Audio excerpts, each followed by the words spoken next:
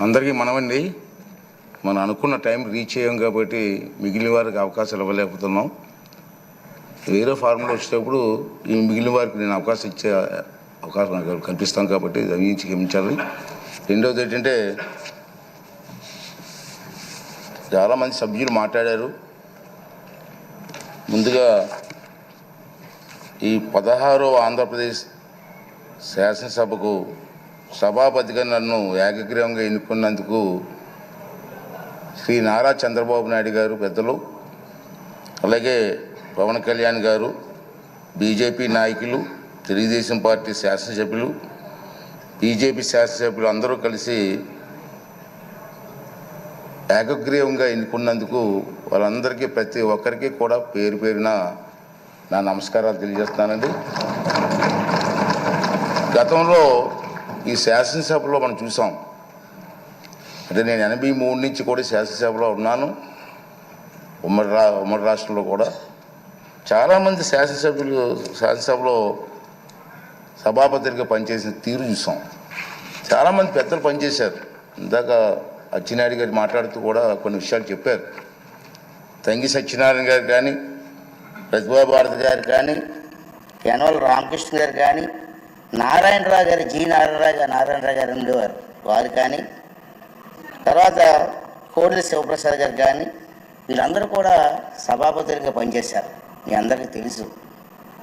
విలువలతో కూడినటువంటి కార్యక్రమాలు పాల్గొన్నారు. సభను సక్రమంగా నడిపించారు. ఉంటాయి కొంతమంది చిన్న చిన్న పొరపాట్లు జరుగుతూ ఉంటాయి.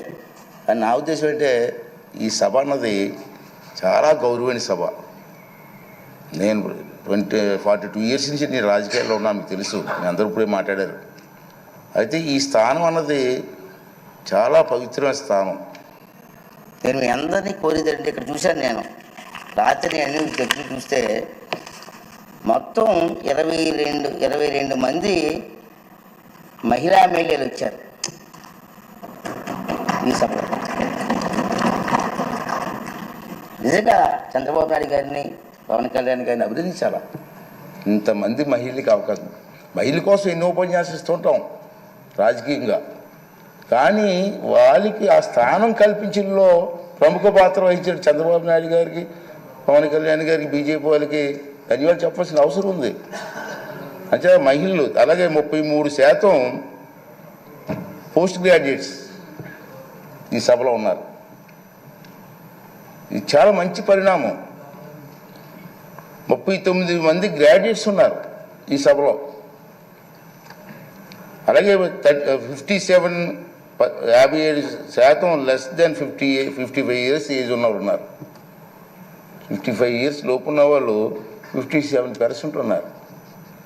అంటే ఇంచుమించు యంగ్ బ్లడ్డే కదా. ఇటువంటి సంపద ఈ సభలో ఉంది బికాస్ ఆఫ్ నాయకుల సహకారంతో.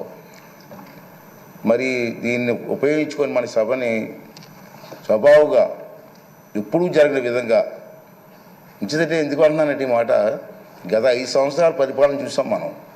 సభాపతిగా నేను మాట్లాడవచ్చో తెలియదు, కానీ రాష్ట్రం నష్టపోయింది, ప్రజలు నష్టపోయారు.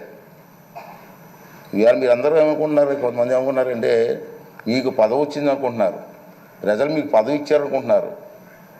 నా దృష్టిలో మనకి ఇచ్చింది పదవి కాదు, బాధ్యత. మనకి ఇచ్చింది, ఈ టర్మ్లో మనకి ఇచ్చింది పదవి కాదు, ఒక బాధ్యత ఇచ్చారు.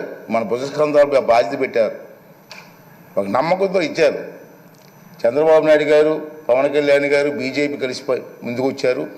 ఈ రాష్ట్రానికి న్యాయం జరుగుతుంది, చంద్రబాబు గారు సమర్థవంతంగా పరిపాలన చేసే శక్తి ఉంది అని ఒక నమ్మకం. నేను ఎన్టీ రామారావు గారితో పనిచేశా 83లో, అది ఒక తుఫాను. కానీ సీట్లు వచ్చాయి, కానీ ఇంత మెజార్టీలు రాలే ఆ రోజులో. ఒకసారి గమనించండి, ఒకసారి మీరు. సీట్లు వచ్చాయి, ఇంత మెజార్టీలు రాలే. ఏంటంటే ఒక ఎమ్మెల్యేకి, మా ఎంపీకి వచ్చిన మెజార్టీలు వచ్చి మనం చూశారు మీరు.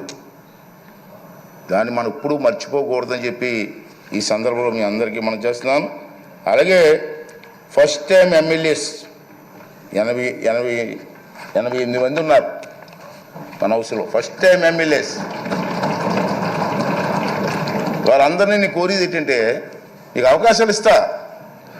ఎందుకంటే మీరు కూడా మాట్లాడాలి, మీ తాలూకు వాయిస్ వినిపించాలి. మీ అందరూ నేను కోరేది ఏంటంటే, ఈ హౌస్లో మాట్లాడడం అంటే హౌస్ కోసం కాదు, నా కోసం కాదు, మీకోసం కాదు, ఈ రాష్ట్రం కోసం, రాష్ట్ర ప్రజల భవిష్యత్తు కోసం మాట్లాడాలి. అంచేది ఫస్ట్ టైం ఎమ్మెల్యేస్ కూడా మగమాటం లేకుండా మీకు అవకాశాలు ఇస్తా. అవసరమైతే హౌస్ని 2-3 రోజులు పొడిగిస్తాం, సభానాయకులు మాట్లాడి, తప్పేలే. చర్చ జరగాల. మీ నియోజకవర్గంలో మీరు కావాల్సినటువంటి కార్యక్రమం ప్రజలు అందరూ కోరుకుంటారు. కార్యక్రమం అడుగుతారు మనల్ని. ఆ కార్యక్రమాలని స్పష్టంగా సభ ద్వారా మంత్రులు ఉంటారు, మంత్రులకి అధికారులు ఉంటారు, అధికారులకి వారితో పాటు ప్రజలకు కూడా మా ఎమ్మెల్యే గారు అసెంబ్లీలో మాట్లాడారు మా సమస్య కోసం చెప్పి ఒక ఆలోచన వచ్చే విధంగా మీరందరూ కూడా ప్రవర్తించవలసినటువంటి అవసరం ఉందని చెప్పి మనం చేస్తున్నాను. అలాగే మా చంద్రబాబు నాయుడు గారు చూశాను, నేను రాత్రి చూసి చాలా ఆశ్చర్యపోయాను. నేను ఫస్ట్ టైం ఎమ్మెల్యేస్కి 9 మందికి మంత్రులు ఇచ్చారు. సాధారణంగా మంత్రి అంటే ఏం చేస్తారంటే అనుభవం చూస్తారు, ఎన్ని చూస్తారు కదా సాధారణంగా. కానీ ఫస్ట్ టైం ఎమ్మెల్యేస్కి 9 మందికి మంత్రులు ఇచ్చారంటే ఇది చిన్న విషయం కాదు. ఈ విధంగా ఆలోచన చేసేటువంటి చంద్రబాబు నాయుడు గారికి, పవన్ కళ్యాణ్ గారికి కూడా మనకు ధన్యవాదాలు చెప్పి, వారు ఏ ఆలోచనతో ఇచ్చారో దాన్ని సబూగా జరిపించడం కోసం మనందరూ కూడా ప్రయత్నం చేయవలసినటువంటి అవసరం ఉందని చెప్పి మనం చేస్తున్నాను. అదే కాకుండా ఈవేళ మీరు చూశారు, ఇందా చెప్పాను, నందమూరి తారక రామారావు గారి ఆశీస్సుతో నేను రాజకీయాలకు వచ్చాను. మీ అందరికీ తెలుసు. గత 42 సంవత్సరాల నుంచి కూడా ఓటమి ఉండొచ్చు, గెలుపు ఉండొచ్చు, ప్రజా జీవితంలో గడిపాం. నాకు జీవితాన్ని ఇచ్చింది తెలుగుదేశం పార్టీ. అందుకే అప్పుడప్పుడు చెప్తుంటాను, నేను బతికి ఉన్నంత కాలం కూడా తెలుగుదేశం పార్టీ జెండా కప్పుకొని చచ్చిపోవాలనుకుంటాను తప్పించి వేరే ఆలోచన మాకు లేదు. నిజంగా నాకు జీవితం ఇచ్చింది. ఆ మాట అంటాడు కొంతమంది, ఆ మాట ఎందుకంటూ ఉంటారు. సరే, ఏ పదవిలో ఉండవచ్చు, నేను ఏ కుర్చీలోనూ కూర్చోవచ్చు, నాకు జీవితాన్ని ఇచ్చిన వాడిని మర్చిపోతామా? అదే నా భావన. అదేవిధంగా మనందరూ పనిచేయవలసిన అవసరం ఉందని చెప్పి మనం చేస్తూ, అలాగే మీరందరూ కూడా నేను కోరేది ఏంటంటే, మీరు కొన్ని కార్యక్రమాలు ఇస్తారు ప్రజలు మీకు. ఆ కార్యక్రమాలని హౌస్లో ఏ విధంగా ప్రజెంటేషన్ చేయాలా? ఇది హౌస్లోకి వచ్చాం, కూర్చున్నాం, వెళ్ళిపోయాం, అది కాదు ముఖ్యం. ప్రతి కార్యక్రమానికి కూడా పద్ధతి ఉంది.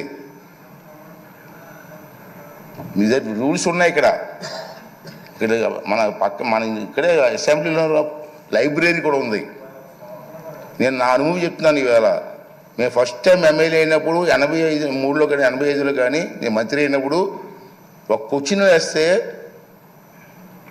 ఆ క్వశ్చన్ ఎలా వేయాలో నేర్చుకోవాలి. ముందు ఏ ఫార్ములా వెళ్ళాలా?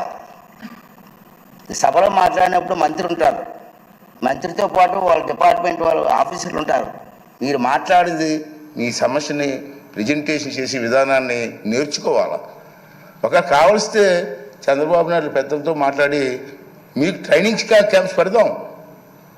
ఇంతకుముందు హైదరాబాద్లో బాబు గారి టైంలో, సార్ మీకు గుర్తుందో లేదో కానీ, ఒక 4-5 రోజులు మాకు ట్రైనింగ్ ఇచ్చారు.